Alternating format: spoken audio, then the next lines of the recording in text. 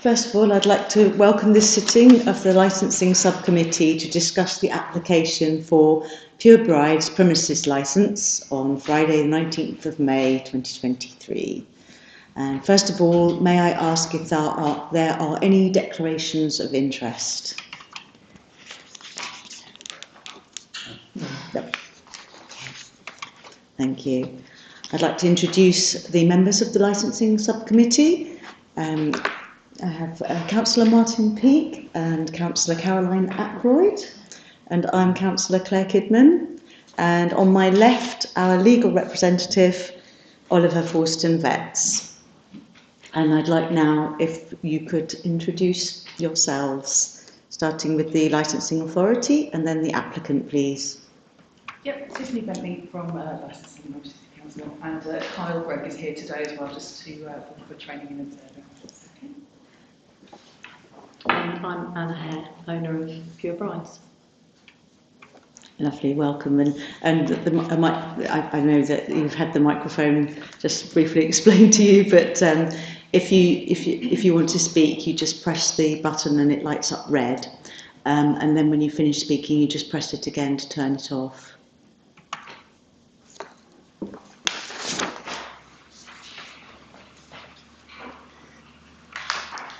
The Licensing Authority will now introduce the report and provide any updates. Thank you.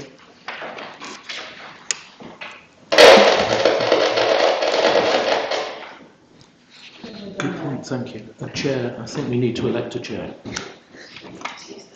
If I was looking at the agenda, which I should be, we first of all need to elect a chair for the meeting.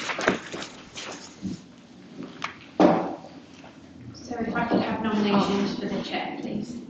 I'll propose Councillor Kidman to the chair. Thank you. And I'll second. In the absence of any other nominations, duly elected as chair for the meeting. Okay, thank you. And do we have any apologies for absence? No, none, chair. Okay. And any declarations of interest? Okay, I think we can proceed then in that case with the next part of the agenda, and I think we'd got to Licensing Authority will now introduce the report and provide any updates. Thank you. Okay, thank you. So, members are asked in accordance with the delegation of licensing functions contained in the Norwich City Council licensing policy to consider the application for a grant premises licence in respect of Pure Brides, Castle House, 7A, Castle Meadow, Norwich, following receipt of relevant representations. Moving to the second page of the report, the applicant is Pure Norwich Limited. The proposed DPS is Anna Marie Hare. The application seeks to allow the licence for activities, times and opening hours as set out in the application form attached to Appendix A to the report, which also includes the steps proposed to promote the licensing objectives and operating schedule. Responses from the responses from the responsible authorities are as follows. Police representation has been received, and the applicant has agreed to the police conditions as suggested, which is attached as Appendix B. No further representations from responsible authorities, but two have been received from local residents. We grant the application as asked, modify the conditions of the licence by altering or omitting or adding to them, reject the whole or part of the application, or refuse to accept the proposed DPS. Subcommittee asked to note that it may not modify the conditions or reject the whole or part of the application merely because it considers it desirable to do so. It must actually be appropriate in order to promote the licensing objectives. Representations received reiterate issues that fall under the licensing objectives. And just as in conclusion, a reminder that there's a right of appeal to the Magistrates' Court. That concludes the report. Thank you. And I'm going to invite you, the applicant, to present your case in a moment. And before I do so, are you calling in any witnesses? No. So if you could now present your case, thank you. So I have owned Pure for 18 years, and we have been growing consistently over that time, and this sort of time last year, made the decision to move to larger premises in order to expand the business and create an enhanced experience for our customers. As part of that, because we're a bridal shop, it's quite it's a celebration, it's a fun time for brides to be, and we felt it would be nice to be able to serve cocktails or Prosecco, as many other sort of prestige businesses do. But we charge for those appointments, so the bride has a choice about whether or not she wishes to enhance her experience, I suppose, enhance her time spent with us, and she can pay in advance for an appointment which will include Prosecco or cocktails, and as a result I'm required to obtain an alcohol licence, as that's deemed as sale of alcohol. Also, it would be nice to know that if somebody did want to purchase additional servings, that was an option as well. It happens very rarely, to be perfectly honest, but they normally would just have one serving. It's just to enhance, as I say, it's to enhance the experience. It's not that I'm intending to sell alcohol as my core business. And so that's how I came about applying. I've served alcohol for a long time without charging for appointments, because obviously if you're giving it away free of charge to anybody, there's not a licence required, without any issue at all at my previous premises, which was just here on Lower Goat Lane. Again, it was just a nice thing to do, just to celebrate when a bride says yes. But I sort of decided to formalise things so that I could start to charge for appointments in the new building. The event in question on the night where we've received the objections was the opening evening. It was just a launch party for industry contacts, to sort of invite them to have a look around, to see what we've done and what we were going to be offering our customers that perhaps they might like to know about, so that they could then refer. We do quite a lot of cross-referral in our industry. And I wasn't selling alcohol on that evening, obviously, but we did have alcohol on the premises to celebrate. It was a launch party. It's been quite a long process to get to that point, and it was a real celebration of what we'd achieved over the previous nearly 18 years, and felt appropriate to celebrate that with those people who we'd been associated with over that time, and also friends and family. I had a band there until 8 p.m, so the band were there from 6 until 8 when they left. It's disappointing to have obviously somebody not happy about that, but it's not something I'm planning on doing. It's the launch party, so it's not something that's going to happen regularly or again. I've subsequently communicated with all the tenants in the building to invite them to come and have a look at the shop, because I think there's anxiety over the fact that it might not just be a bridal shop, that they think I maybe want to do something else.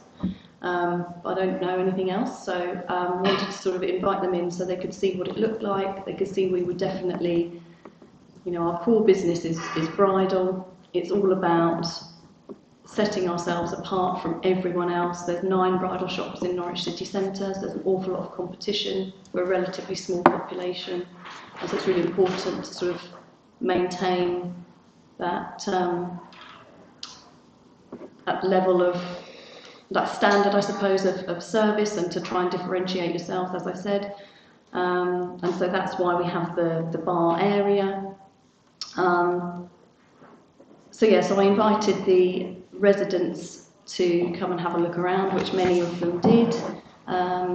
Not the people who objected, unfortunately, so I wasn't able to meet them and sort of reassure them.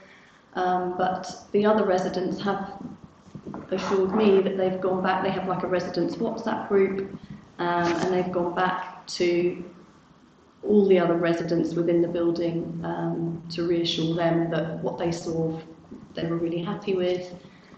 They were actually delighted that I'd taken on the building. It's been empty for a long time, and up until very recently it was a charity shop just while the Norwich bid actually just needed some occupant in there, I think.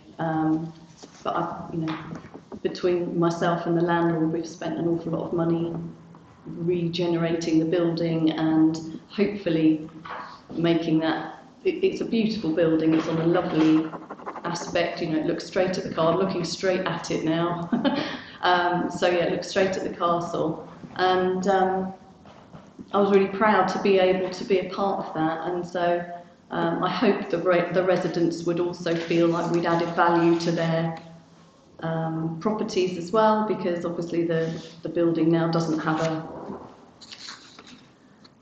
I don't know what would be the word, unloved corner. So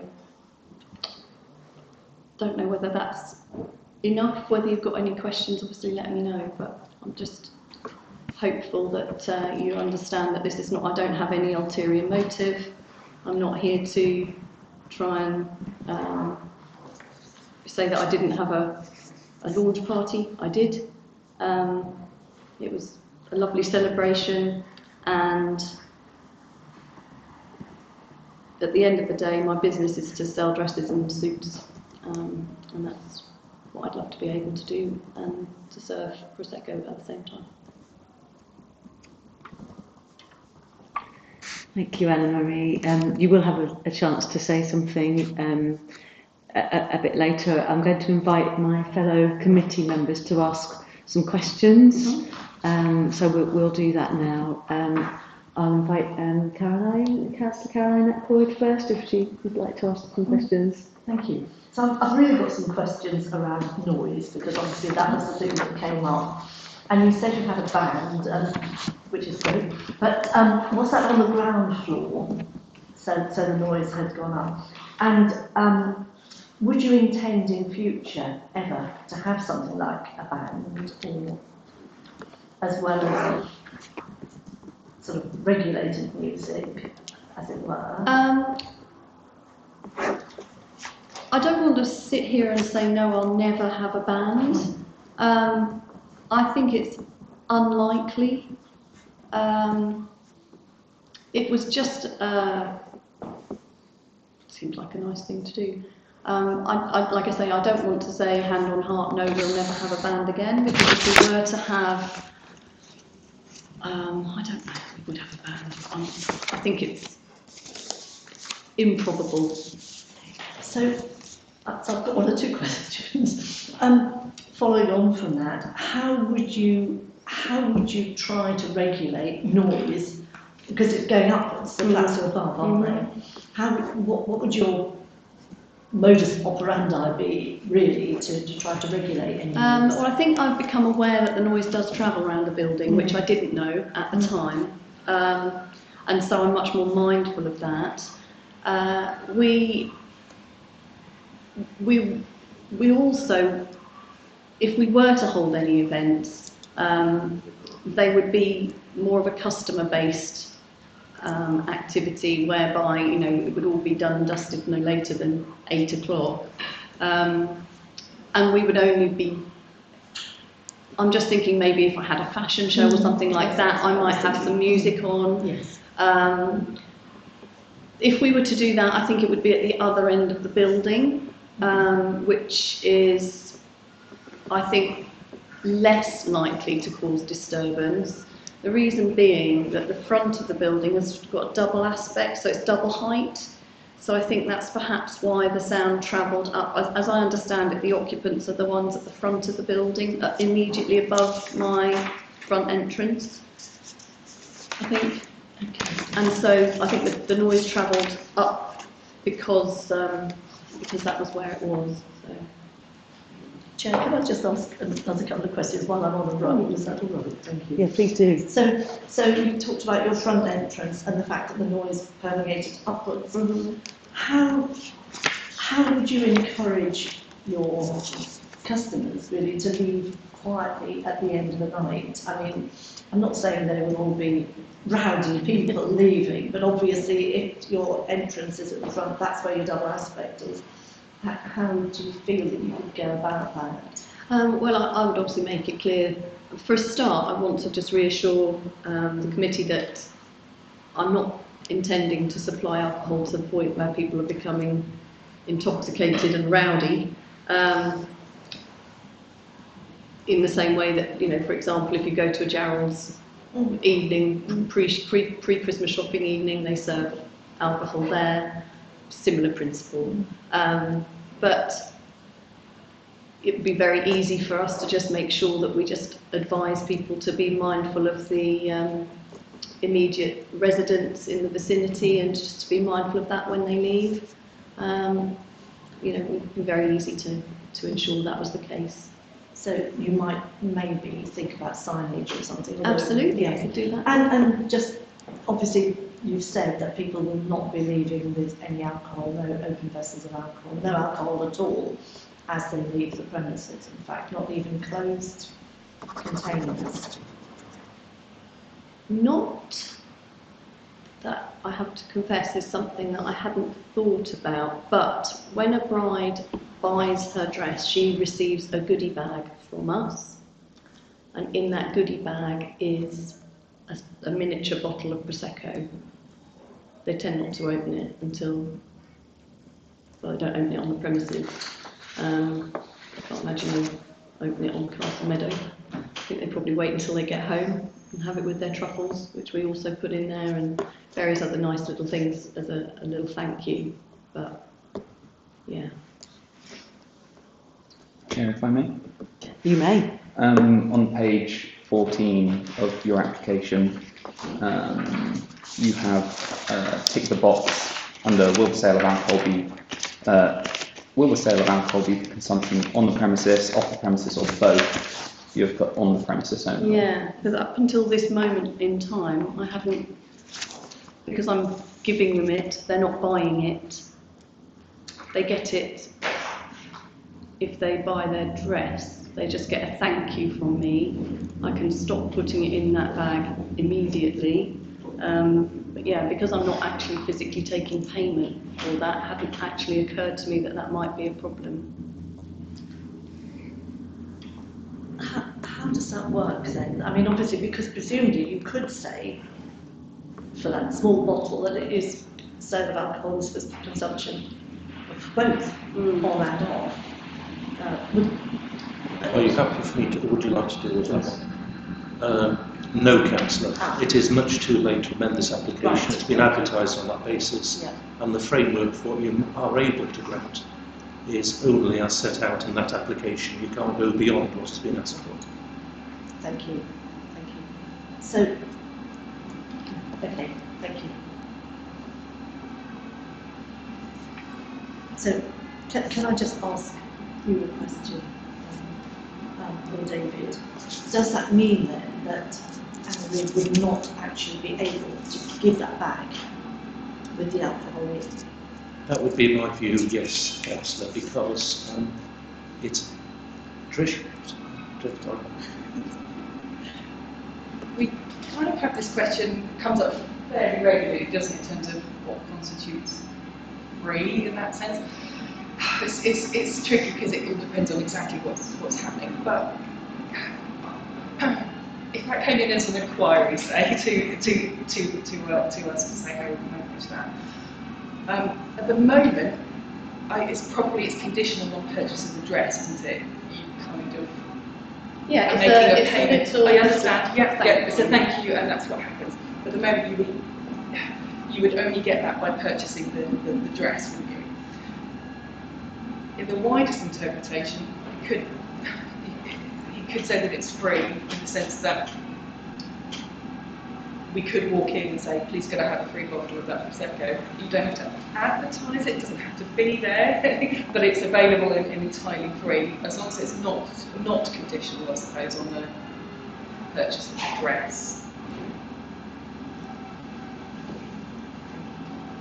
I'm not sure if that's really helped as a comment there, but it does come up. It's usually in relation to sort of an event or something where they've purchased a ticket and a free glass of alcohol of some kind. That kind of thing would happen. So if it was freely available to anybody without purchasing a ticket, I know Dave's going to win something from my dealing all the time, but... No, it's an area where the law, if applied strictly, would prohibit it, but from a practical sense, it's not really what the Licensing Act is aimed at.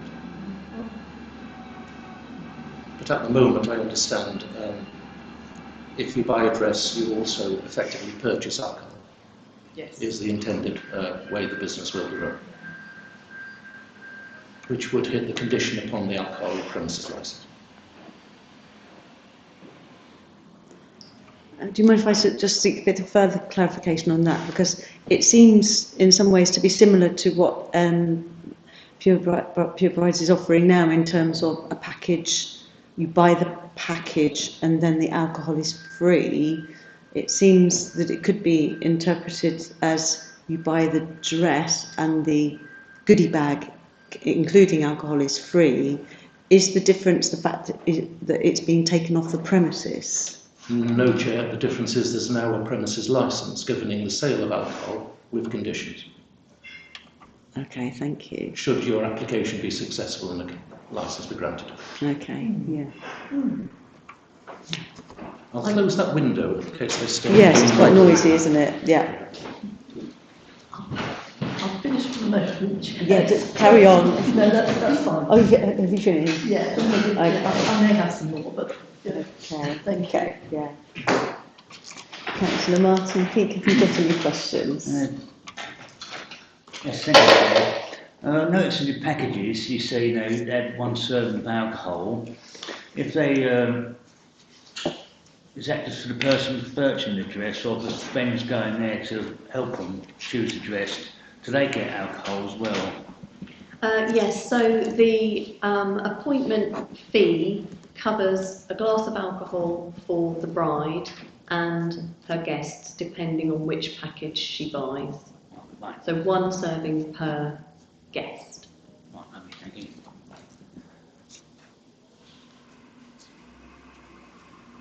That's it, there's any You've got any more questions? questions? Okay. Thank you. I've got a few questions. It's just really seeking. It might be helpful to look at page 17 of your pack here. Right at the top, it's talking about the wedding attire experience, and really it was kind of seeking some clarification on what the wedding attire experience is in terms of what happens now in terms of the packages you offer and what you intend to offer.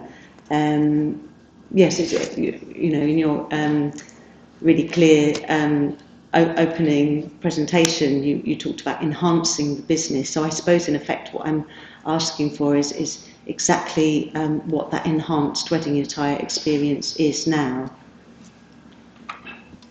It's very similar without the cocktails.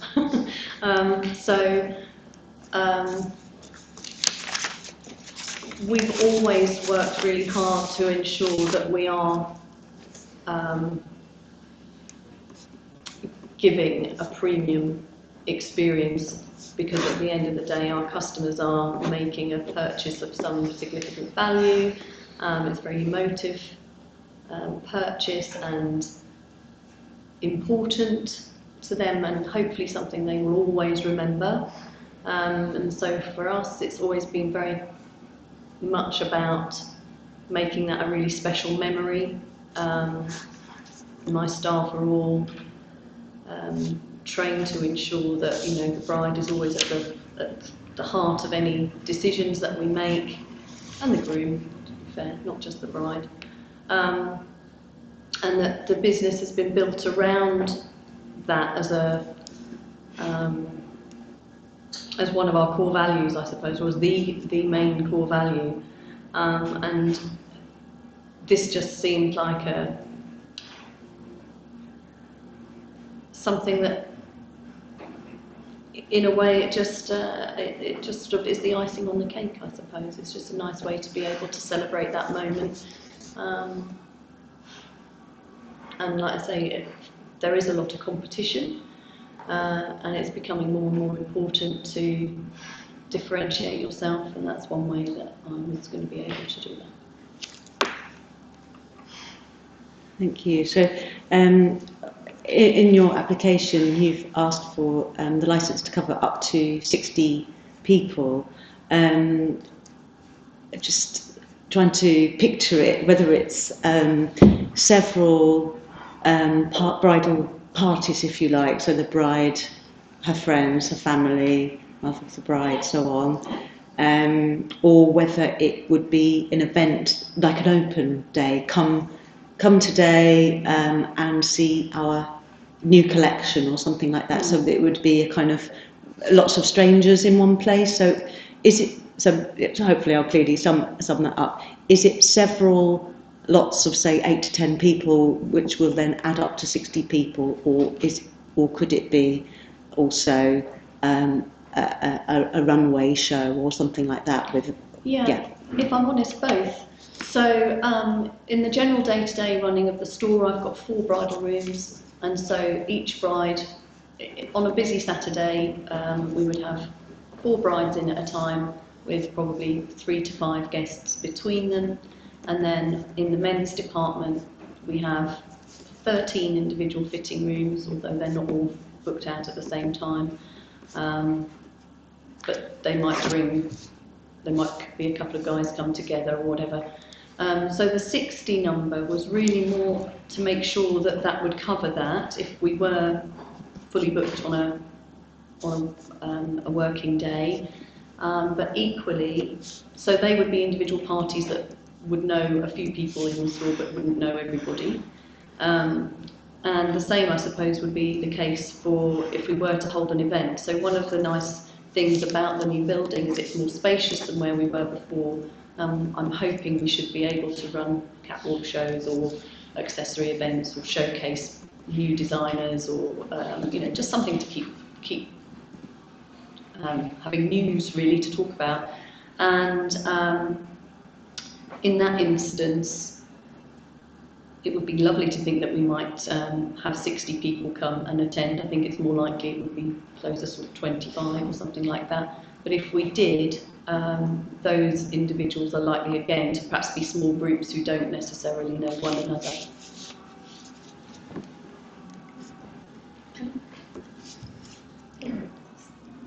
You're probably going to ask the same question.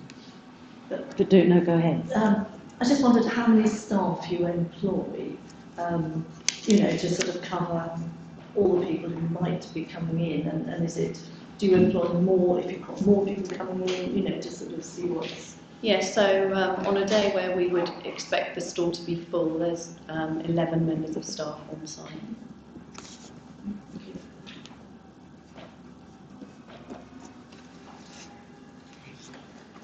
And also, you'd have, looking at the plans, there's a servery area. I imagine that, well, correct me if I'm wrong, but I imagine that's the bar. Yes, that's right. How many people, say, It's 4 seats at the bar. How many people? 4 seats at the bar. 4 seats at the bar. And how many bar tenders would there be? I imagine it would depend on whether it's an event or on the bookings, but give me an idea of that. Usually just one person at the bar, yes.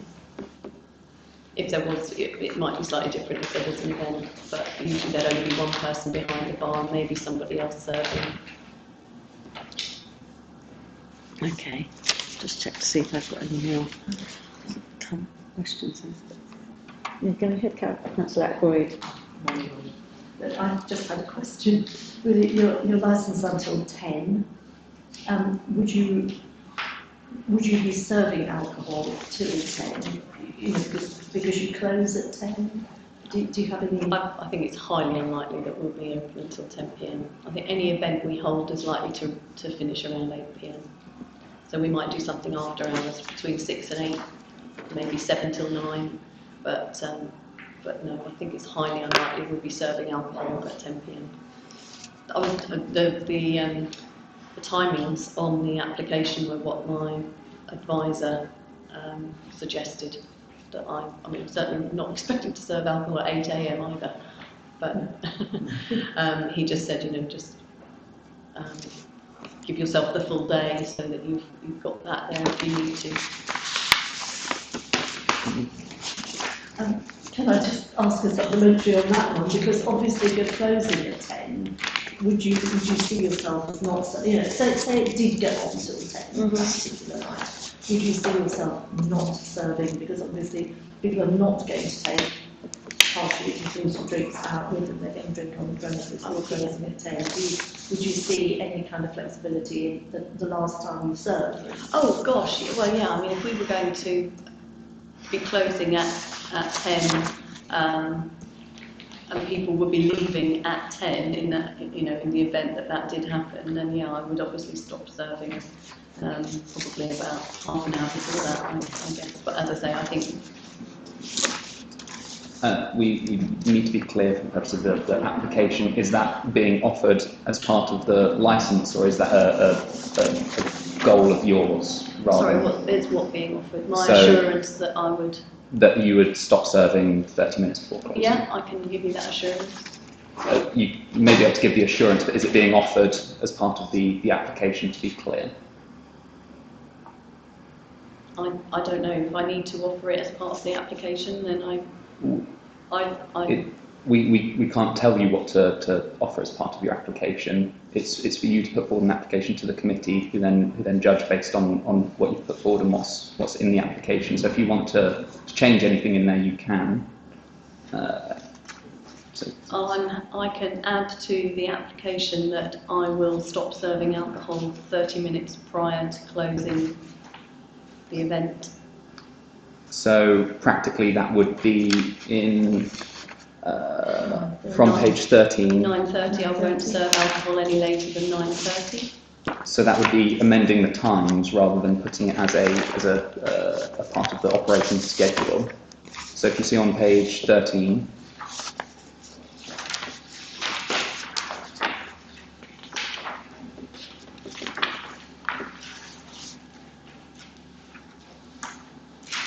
So is it that you're wanting to offer to the committee a change in end time for each day then?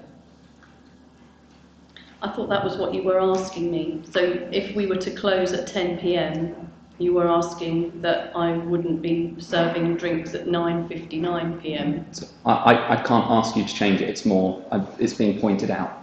But if I now change it to 9:30 p.m, are you going to say, do I need to stop at 9 p.m?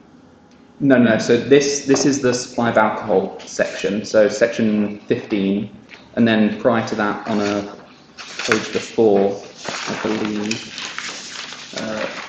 Which way? There's your opening times. Sorry, page 15 onwards. So your opening times and your supply of alcohol times are currently the same. So what, Councillor Ackroyd? I understand. Yeah. No, I see. I beg your pardon. I misunderstood. So yeah, I'm happy to amend the application to say that supply of alcohol will cease at 9:30 p.m. if I was to remain open until 10 p.m. And would that be on each day, or? Yes. Thank you.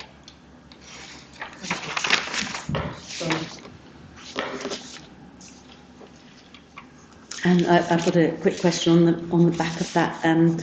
how will you be preventing people from leaving the premises with unfinished drinks? As I mentioned, there'll be several staff on the premises, and I'll make sure that they'll be at the exit so that no one's going to be leaving with any unfinished glasses of alcohol. We serve it in a glass, not an unopened bottle.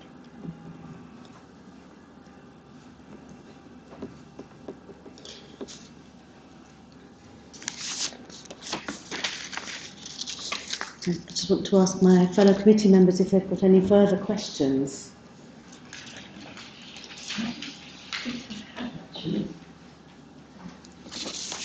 Okay, I will invite you to have an opportunity to seek any further clarification, because I'm now going to invite the applicant to make a brief closing statement and provide any clarification if necessary. Sorry, Chair, it may be that there's further legal advice to be given, I don't know, but my apologies. Just to flag at this point, rather than going straight to closing.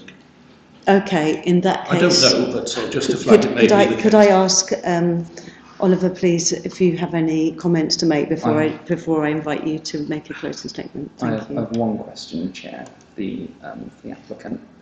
Just to be clear, could someone without an appointment walk in off the street, come to the bar and purchase alcohol? No.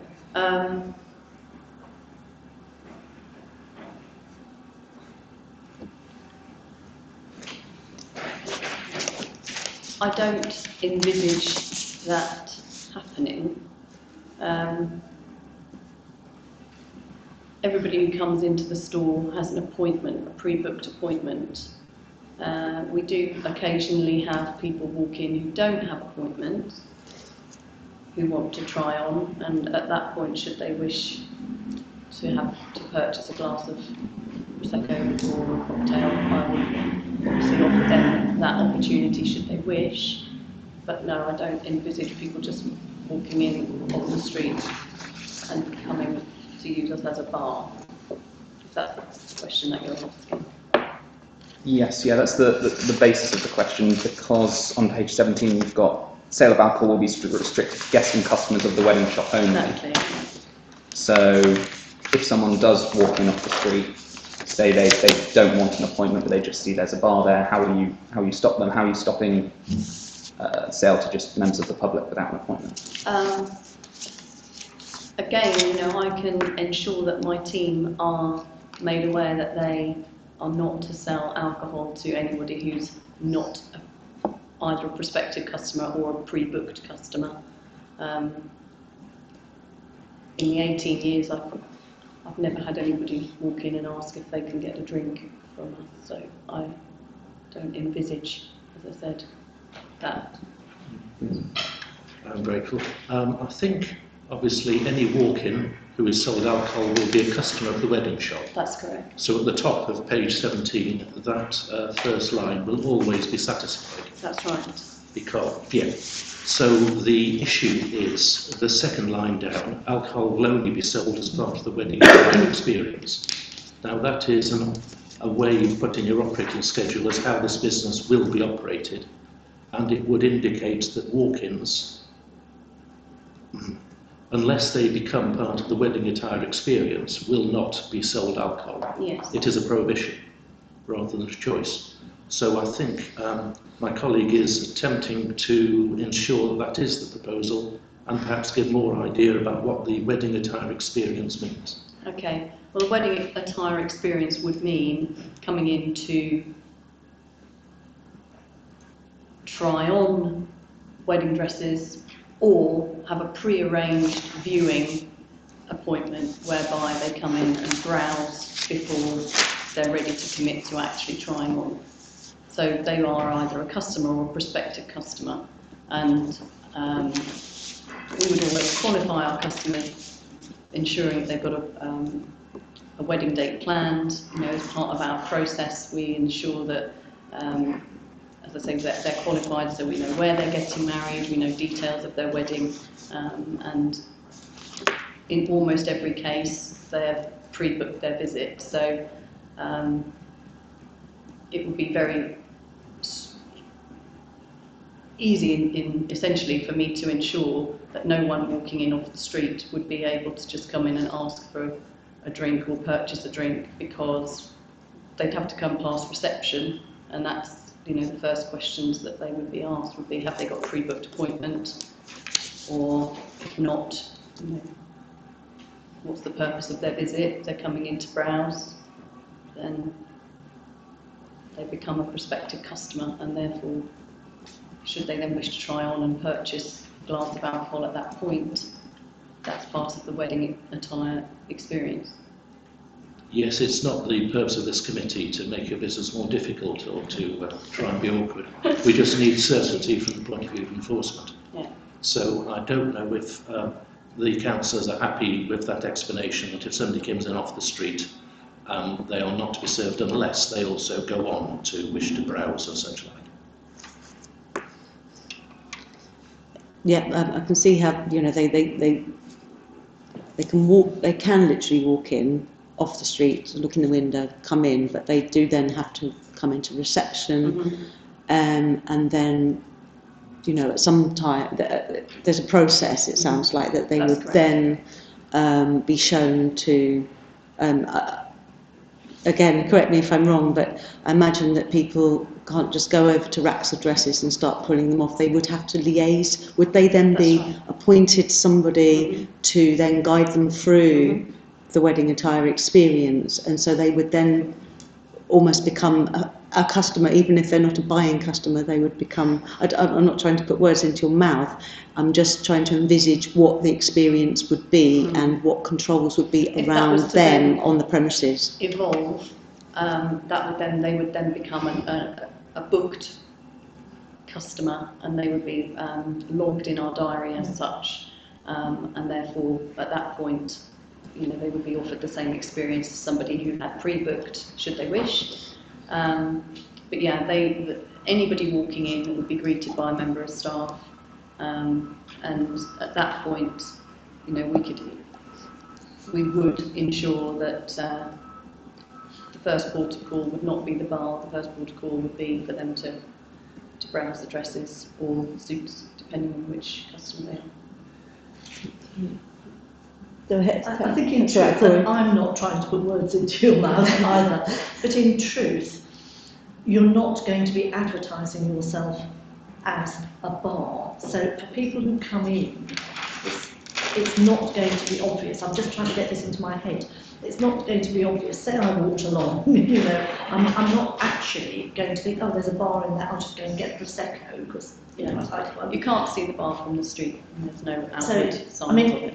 Obviously you want, as part of your business, to have people browse. I mean, I know you have booked experiences, and I know everything's online anyway, and so on and so forth, but you do want the element of browsing. So, but actually for our purposes, they come in, they see reception, they're logged, people chat to them, and then it might be that they move on to the next point. That's correct. Thank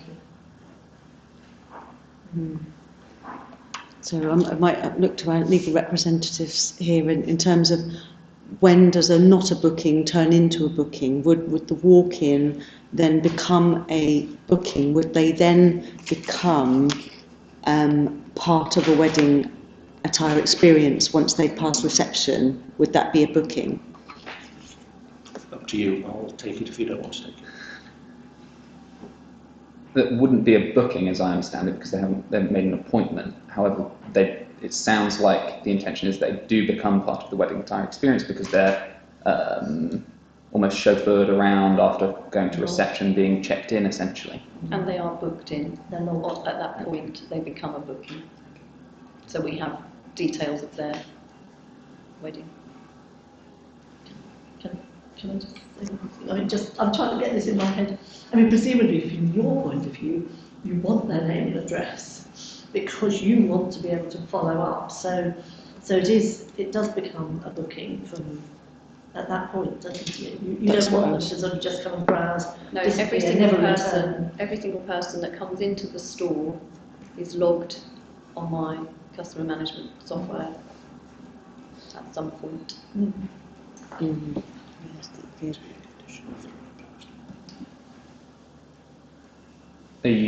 to be clear for the purposes of the application, are you wanting to offer that as a condition, being that every person that comes into the store is logged as a customer so that they are part of the wedding attire experience and then can be sold alcohol?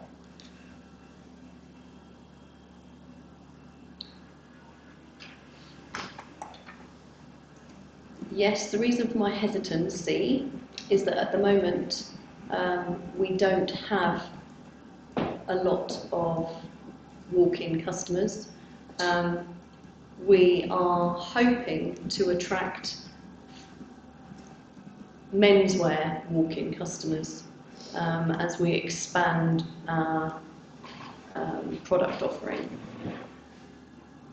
If that became the case and gents were just coming in to browse our suits, it would not always be appropriate to take their details. It might feel a bit full on, for want of a better expression. But in that circumstance, those gents would not be offered alcohol. So, I don't know whether that helps. Sorry, I'm not sure. Can I just ask one more on that? Of course. The men who come in and they're looking for suits, would that be specifically wedding? It could be any celebration, Any special occasion that they may require a suit, whether it be prom, the races, a wedding, a party, a black tie event, etc., etc.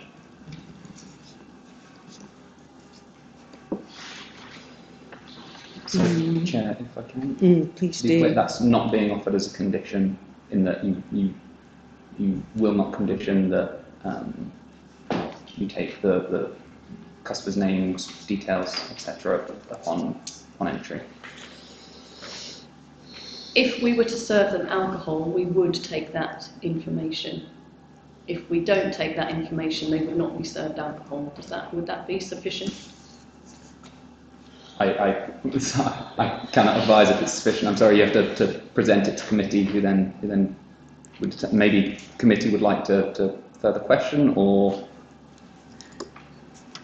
My question would be if it wasn't going to be a stipulation that they became a customer, and were booked and became a customer, either purchasing or non-purchasing customer, in order to be able to purchase alcohol, my questions would be around how that is enforced, being as the bar is at the back of the premises and the reception is at the front.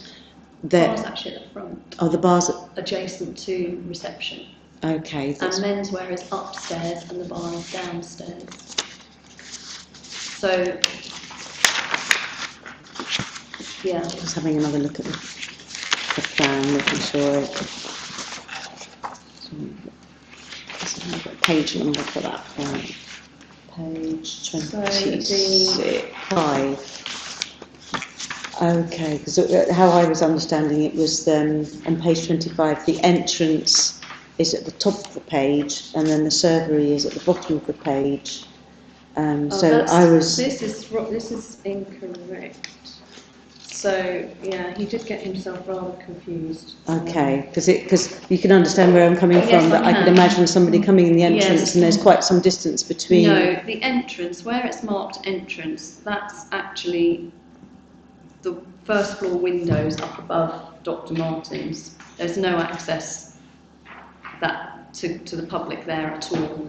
That faces Virgin Money.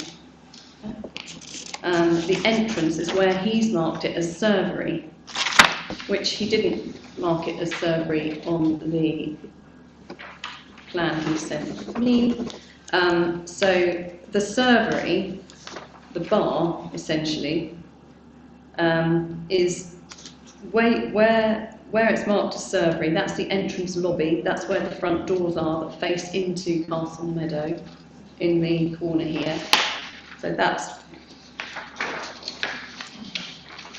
the front door.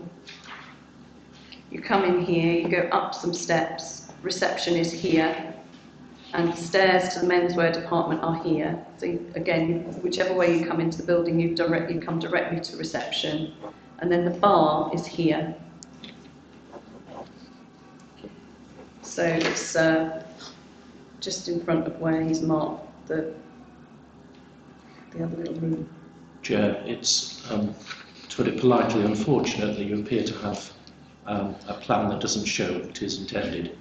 The premises being so close, is it possible to obtain the correct plans or better plans? I've got them on my phone. I can share them with you, if that would be helpful. And probably the licensing team would appreciate them as well. Yeah. Yes. Because those plans form part of the licence as well, so yeah, they need to be. I'm sorry, I thought by correct. appointing somebody to help you with this that it would be said it would make life more straightforward for It everyone. doesn't always work that way. Oh, it's becoming clear, yeah. Okay, so what would you like me to do? Would you like me to email What do you you? have? I've got a PDF of both the ground floor and the first floor. Okay.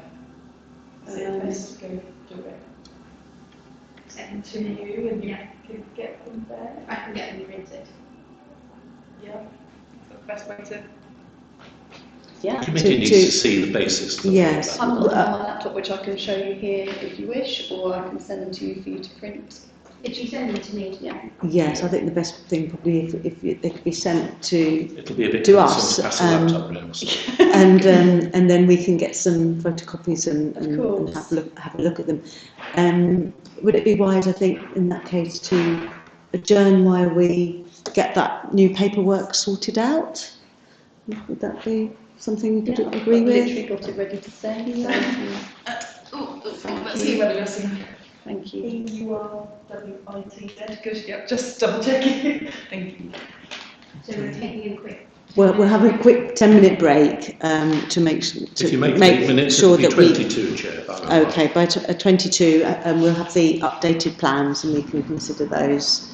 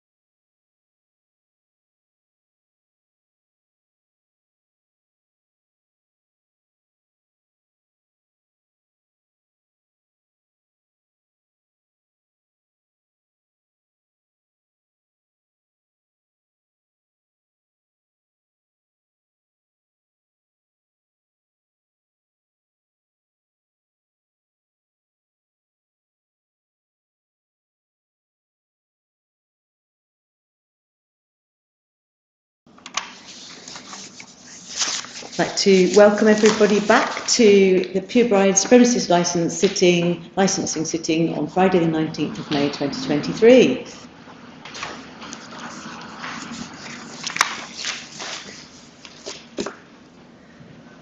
So this is the... So this, as you look from here, this is the corner which faces us. You can see the arch over the top of the window on the corner of the building. So just to give you some perspective, that's on the right. on the left. Actually, On the left. Yeah. So you see the cream building with the red and white above Cafe Nero. Oh yes, yes. Immediately behind that, the white brick building with the grey sort of industrial-looking windows. That's Castle House. Right.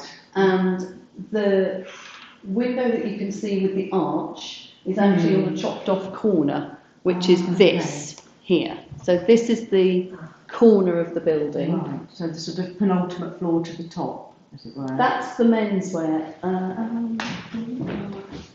No, I'm the floor below that. So, and the floor below that. So I'm over 2 floors, and I'm sandwiched between Dr. Martin's and don't know whether that's residential or what that is immediately above this end. So the top 2 floors. Top 2 flats. I believe Top 2 so. floors of flats. Yeah, They're the kind of windows that we can see more fully. that's right. And then the second 2 down are yours, and then Dr. Martin's is on Yeah, the so ground Dr. floor. Martin's is on the ground floor on the Davy Place side. Yes. But because the building is on a slope, Yes. our ground floor is actually up the little steps. So you see the steps immediately in front of us. Yeah. You go up the steps, immediately around on the right hand side, if you go up and around and then face that way, you're at our front door. Right. And so we are on the ground floor, but as you walk in, you then have to go up some steps to actually access our ground floor. I get you. So we're not street level. The floor itself is not on street level, but the entrance is on street level. Is it a bit like, I don't know if you remember Maplin's? I think that is the old Maplin Oh, shop. it's not Maplin's. With Maplin's, I can picture it. Yeah, because you went in, you went up some steps. Yes, Yeah, that's but it. the entrance is on the ground That's floor. it. So the So I can entrance is picture it here, now. Yeah. and you come up here, up this Yes. steps here. I Reception is remember. actually this way around now. So it's here, reception. Okay. So you literally walk straight to reception, and the servery, as he's described it, is here. And then you go Right. up the stairs to the first floor, which is the point that we're discussing about the menswear, The coming in menswear. and browsing on the first floor. So Yeah. they won't actually go anywhere near the bar No. in order to go and browse upstairs. Yes, yeah, I see, yes. And one of my questions was going to be where, if you had, had a catwalk show, where the runway would be. Yeah, I think that would be on the ground floor in this area here. Okay. And in relation, while we've got that there, where the residential flats are, do they cover the whole of the floor? I believe they probably do. I know, as I say, that there's flats above. This is the ground floor, then I've got my first floor, and then there's flats above here at the front, yeah. So there's Yes. flats above this, There's above flats this above- level. Because it's dual aspect. double Yes, aspect. yeah. Okay. I know some of it is air conditioning and fresh air sort of circulation and all of that sort of thing. So I don't think the whole of the upper floors are fully residential, but there obviously are apartments or flats up above there. Yes, In some places, yeah. above your second floor. Certainly above the area at the front, yeah. Right. And the guests, when I invited the residents to come and have a look around, they were trying to orient themselves and work out where they were in relation to the building. Yes, that's kind of what I'm trying to Yeah, do. yeah. Yeah. And in the most part, I think they were in this sort of front block facing towards the castle. I'm not sure on that very top floor. It looks like that's sort of locked out or something. There's sort of light sort of stuff on the windows, isn't it? I'm not quite sure whether that's. Don't know. Yes, yeah.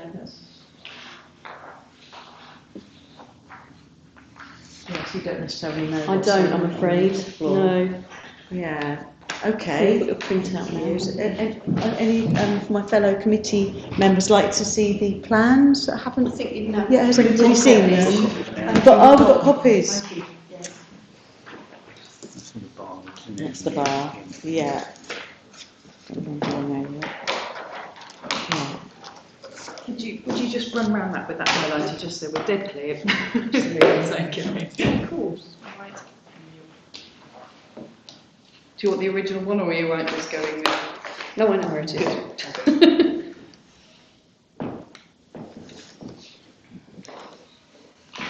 Just to clarify, is this to stipulate the licensing area? Yeah. Yes. Yes, we established that on the first floor he'd included the fire escape in the license. On the first floor he'd included the fire escape in the plan for the licensed area, and we were just saying for the sake of making everything accurate, it made sense at this point just to eliminate that from the first floor drawing. So we've just done that. There is a fire escape on this ground floor, which I may as well just take that out as well. Thank you. So it's a reduction in what was originally applied for, so it's kind of all the way around the outside, but if it's not relevant, then as we're here, we may as well make sure it's exactly right. Might as well. Well, now we've got the updated plans, we can withdraw the fire escape areas as part of the licensed area. Mm.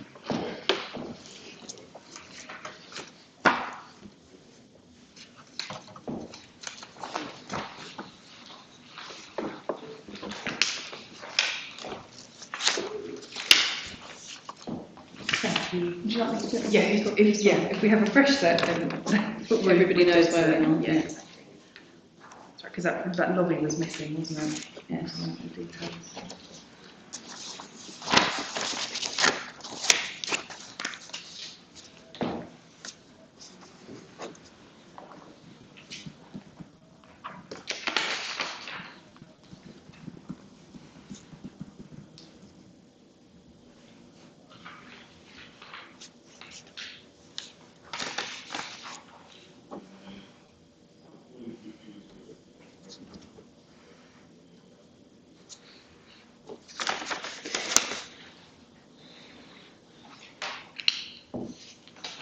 That's great, thank you very much. Pleasure.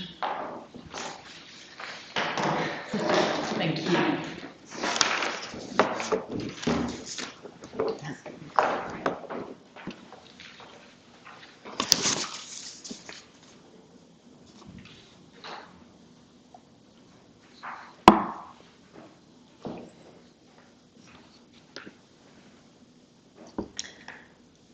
So are we at a point now where we're ready to proceed?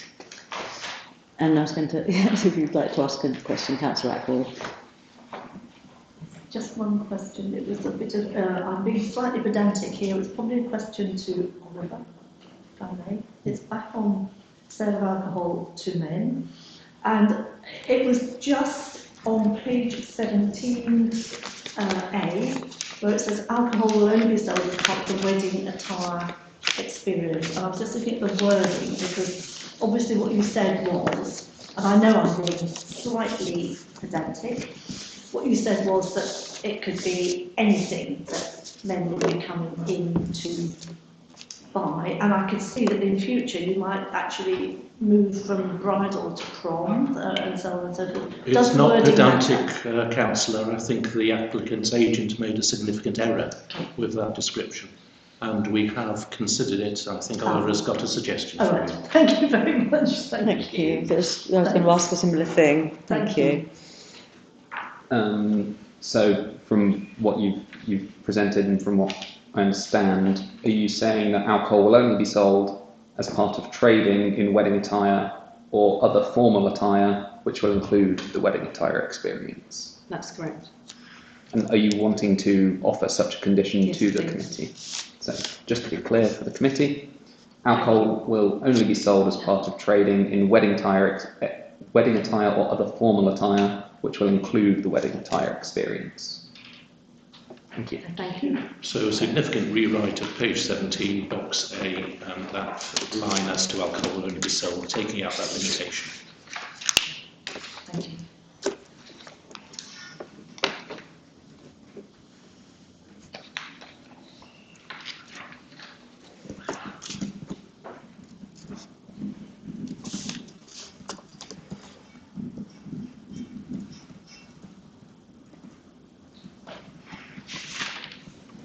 The reason I'm hesitating is because that's really helpful to have that further clarification that stipulation that wedding attire it will include formal wear. Where I'm still not clear is when it is around the sort of the bookings and the customer, because if we can wind back to the part where we're talking about gents coming in off the street as walk-ins, and we don't necessarily have the asking for their particulars, details, or anything like that, so they're not booked. If I can. Yeah. There is a limitation to the degree of precision we can impose and still allow the business to function sensibly. And because I wouldn't want to impose that sort of hobbling of a business, but I just wanted to make sure that we were correct in every area of the procedure in granting, or should we grant the licence, that we haven't sort of missed anything really. Thank you.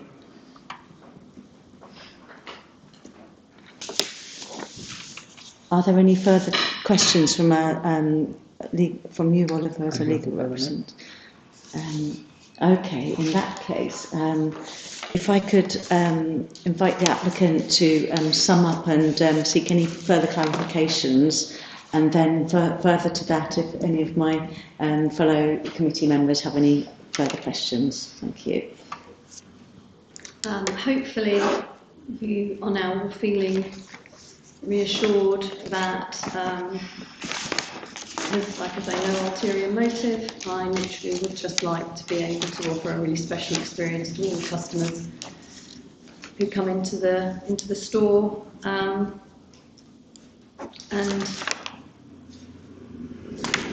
I thank you actually for bringing certain matters to my attention that I wouldn't have been aware of otherwise. So it's been useful for me as well. Okay, thank you. Anything further to? No. Thank you, Chair. Okay. So in that case, we will now. I'll put my microphone on. We'll now. The subcommittee will now retire to make a decision in conjunction with our legal advisors. So just pause the meeting in order to do that.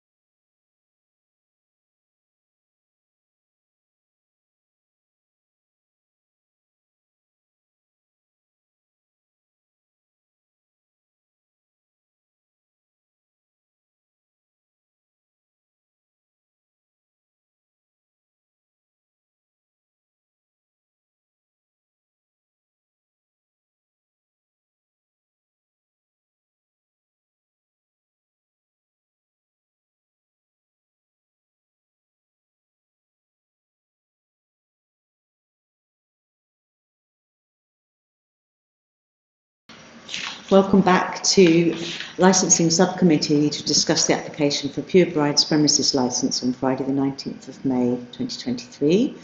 I'd like to announce the decision that the licence will be granted as amended by the applicant, and I'd like to turn to our legal advisor Oliver to give them more details.